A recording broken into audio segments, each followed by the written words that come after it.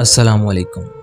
कहानी शुरू करने से पहले अगर आप मेरे चैनल पर नए हैं तो मेरे चैनल को सब्सक्राइब करें और बेल के आइकन को ऑल पर सेट करें ताकि आपको मिलती रहे तमाम चैनल अपडेट्स।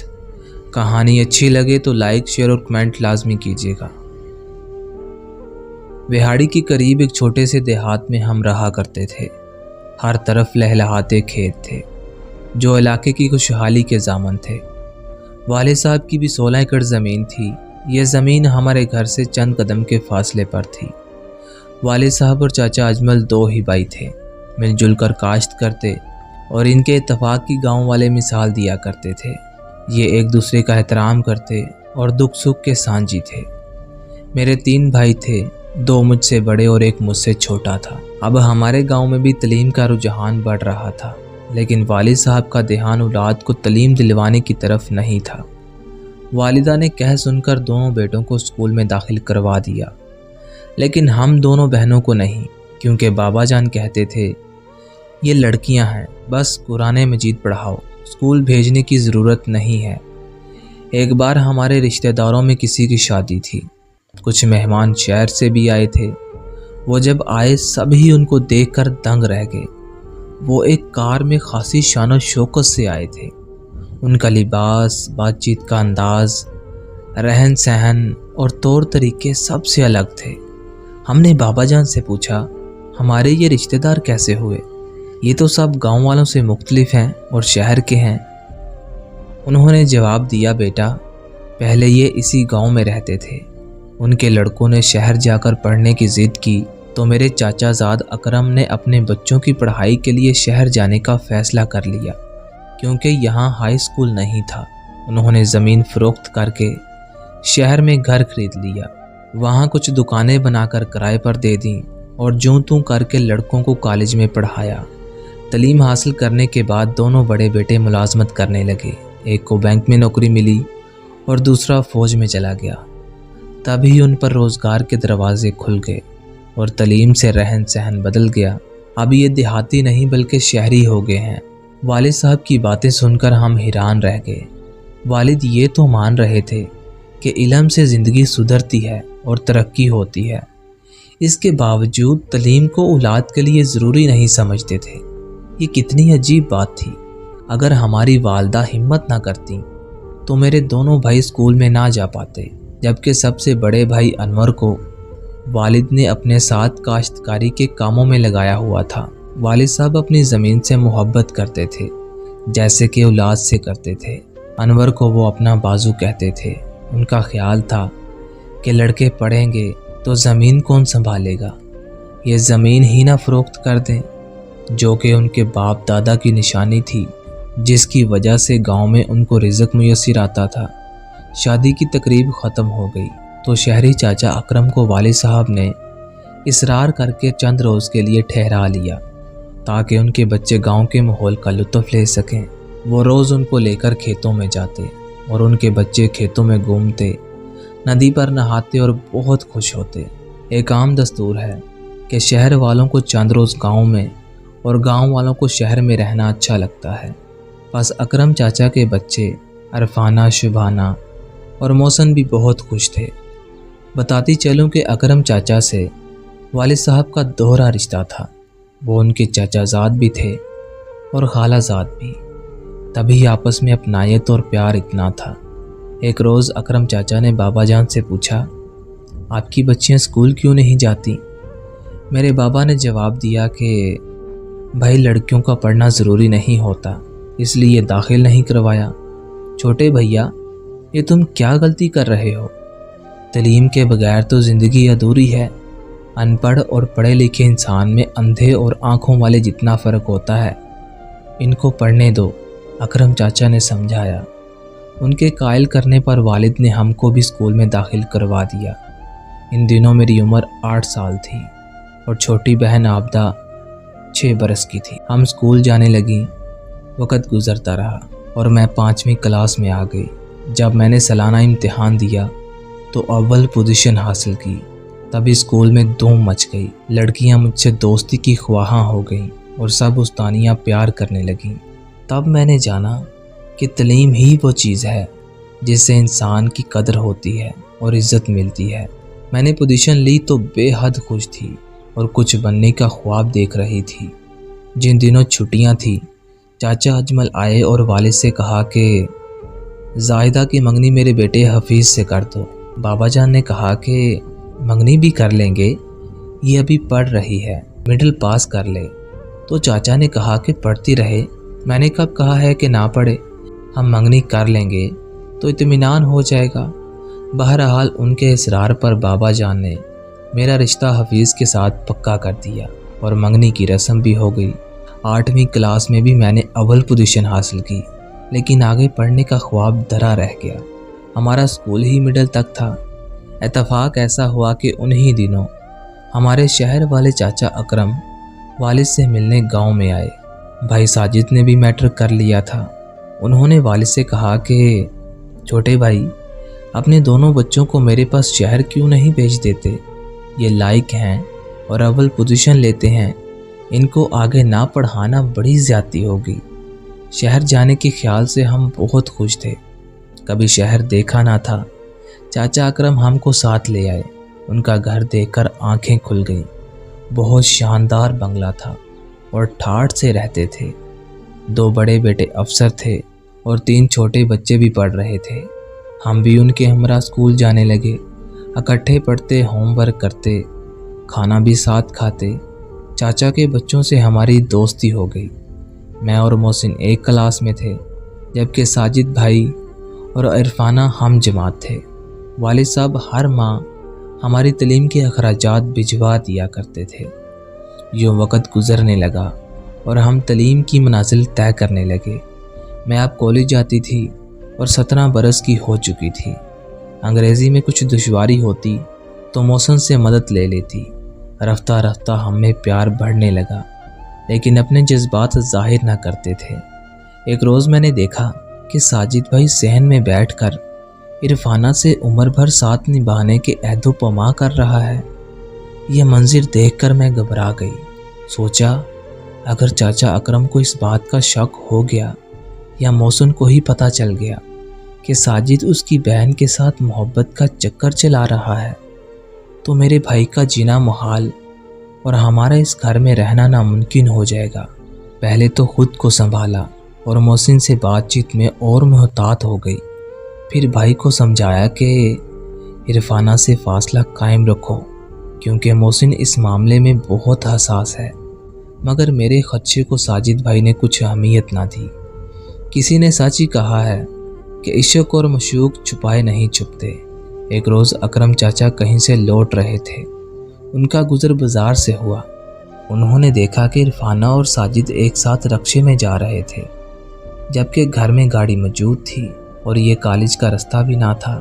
کار رکشے کے پیچھے لگائی۔ کچھ آگے جا کر رکشہ ایک ہوٹل کے سامنے رکا اور یہ دونوں اتر کر اندر چلے گئے۔ چاچا نے گاڑی ایک طرف کھڑی کر دی اور ان کے باہر آنے کا انتظار کرنے لگے۔ کھانا کھا کر جب دونوں باہر آئے، انہوں نے چاچا اکرم اور ان کی گاڑی کو نہیں دیکھا۔ وہ تو اپنی ہی دھن میں مگن تھے۔ چاچا نے کار میں ان کا تعاقب کیا۔ یہ قریبی پارک میں جا کر بیٹھ گئے اور باتوں میں مگن ہو گئے۔ اکرم چاچا کو بہت غصہ آیا کہ ایک گھر میں اکٹھے رہ کر یہاں آ کر بیٹھنے کی کیا ضرورت ہے؟ کیا گھر میں باتیں نہیں کر سکتے؟ ظاہر ہے معاملہ صاف نہیں تھا۔ یہ تو محسن کے خوف سے گھر میں زیادہ بات چیت سے گریز کرتے تھے اور باہر آزادی سے باتیں کر سکتے تھے۔ بہرحال گھر آئے تو چاچا منتظر تھے۔ چاچا نے پوچھا، کیا تم لوگ کالج سے آ رہے ہو؟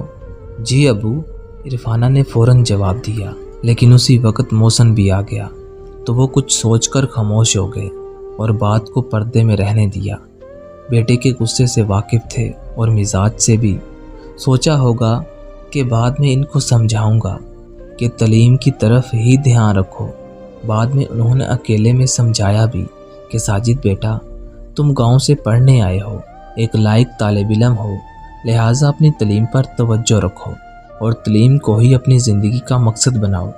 اگر کہیں سیر و تفریح کو جانا بھی ہو تو مجھ سے کہو، میں گاڑی اور ڈرائیور دے دیا کروں گا۔ رکشوں میں یا پیدل کہیں آنے جانے کی کیا ضرورت ہے؟ عرفانہ کو بھی اکیلے میں بلا کر بات سمجھائی दोनों ने वादा कर लिया कि पढ़ाई पर तवज्जो मरकूज रखेंगे और तालीम को ही ज़िंदगी का मकसद समझेंगे। लेकिन ये तो लफ्ज़ी वादा था। ये इसी तरह कॉलेज जाने का कहकर क्लास से गैर हाजिर हो जाते और बाहर मिलते।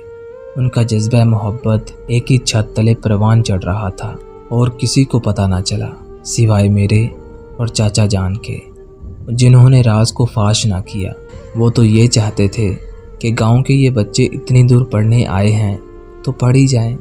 अगर इनको वापस भेज दिया तो इनकी ज़िंदगी का मकसद ज़ाया हो जाएगा। मुझे मालूम ना था कि साजिद भाई और इरफाना किस हद तक बाहर मिलते हैं, लेकिन वो दुनिया से बेखबर एक दूसरे को चाहने लगे। ये बात तो मुझे शिद्दत से महसूस हो रही थी। इस वजह से मैं ख़तरे की बू सूंघ रही थी।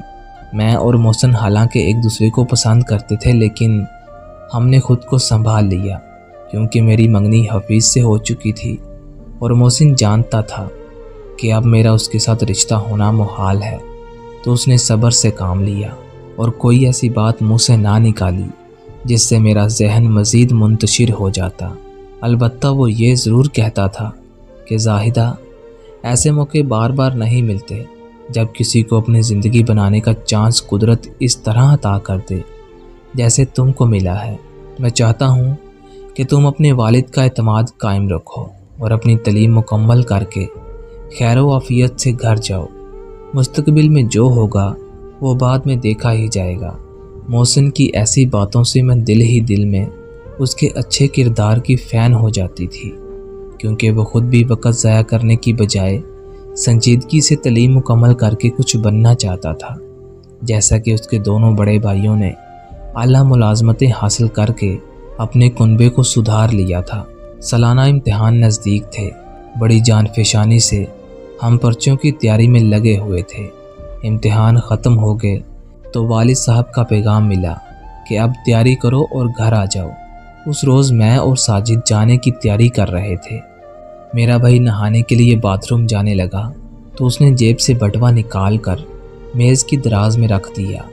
वो भी बाथरूम में ही था कि मोहसिन उसके कमरे में गया और आवाज़ दी, साजिद भाई, मोटरसाइकिल की चाबी कहाँ है? मेज़ के ऊपर रखी है, उन्होंने गुसल खाने से जवाब दिया। बस 2 मिनट ठहरो, मैं अभी आकर देता हूँ। मोहसिन को जाने किस बात की जल्दी थी। शायद चाचा जान ने बाबा जान को मिठाई भिजवानी थी, लिहाजा वो इसी सिलसिले में मोटरसाइकिल पर बाज़ार जाना चाहता था। उसने ठीक से सुना नहीं कि साजिद भाई ने क्या कहा है। वो मेज़ की दराज को खोलकर वहाँ चाबी तलाश करने लगा। हमारे जाने का वक़्त हो रहा था। मोहसिन समझा कि शायद चाबी बटवे में है। उसने मेरे भाई का बटवा उठा लिया और उसको खोल कर देखा। उसमें चाबी तो ना मिली, लेकिन एक तस्वीर मिल गई जो कि इरफाना ने साजिद के साथ बनवाई थी और एक उसका लॉकेट भी था। बहन की ये तस्वीर देखकर मोहसिन का दिमाग घूम गया।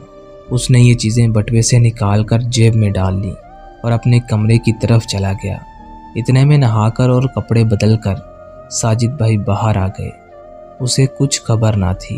वो कंघे से अपने बाल संवारने में लगा था कि मोहसिन उसके कमरे में हाथ में रिवॉल्वर लिए दाखिल हुआ और बगैर कुछ कहे उस पर फायर कर दिए। साजिद मेरा भाई इस अचानक हमले से शदीद ज़ख्मी हो गया। वो फर्श पर गिरकर तड़पने लगा। फायर की आवाज़ पर सभी उस कमरे को दौड़े जहां साजिद खून में लथपथ फर्श पर पड़ा था। उसे फ़ौरन हस्पताल ले जाने लगे, लेकिन उसने पहले ही दम तोड़ दिया। घर में कहराम मच गया कि ये क्या हो गया। मोहसिन अभी तक वहीं खड़ा था। वो अपनी जगह से हिला तक नहीं था और ना भागने की कोशिश की। उसकी आंखें सुर्ख हो रही थी। अकरम चाचा ने आगे बढ़कर उसके हाथ से रिवॉल्वर ले लिया और धकेल कर कमरे में बंद कर दिया। 10 मिनट बाद पुलिस को खबर हो गई और वो मौके पर पहुंच गई।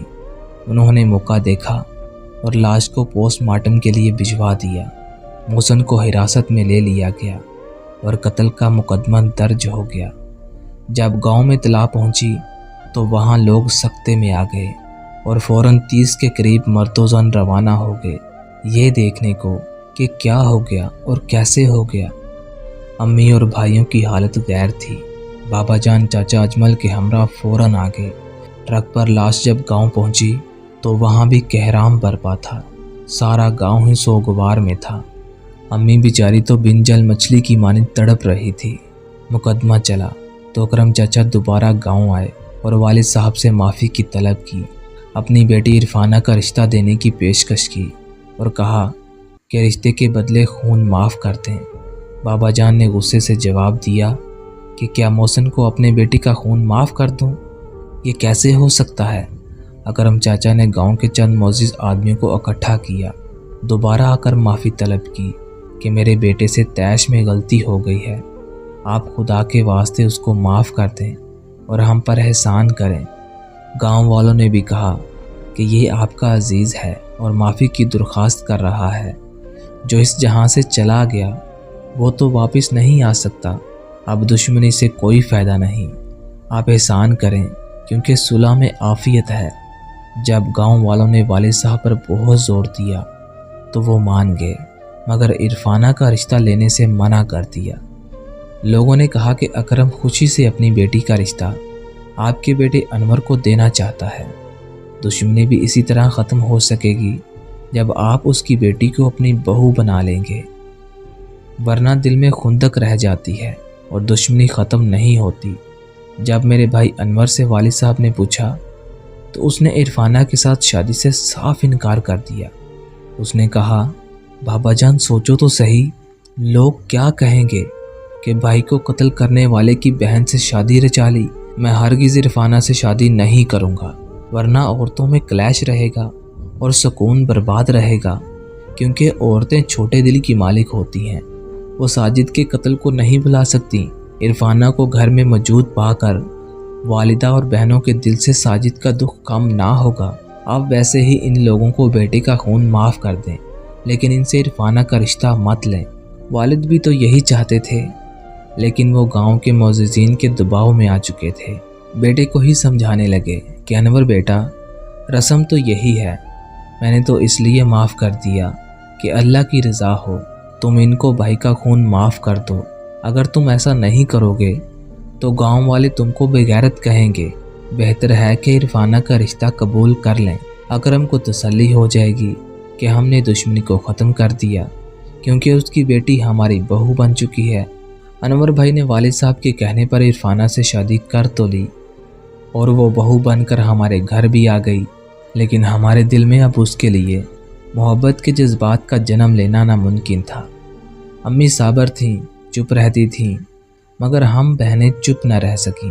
ख़ास तौर पर मेरी हर वक्त इरफाना से तकरार और अनबन रहने लगी। जब मौका मिलता बात बात पर उसको उलझाती और उसको साजिद भाई की मौत की वजह करार देकर कातिल की बहन होने का ताना देती। वो भी आखिरी इंसान थी, वो भी मुझसे नफ़रत करने लगी और झगड़े का जवाब झगड़े से देने लगी। इस रोज़ रोज़ की तकरार पर अनवर भाई बहुत परेशान रहने लगे।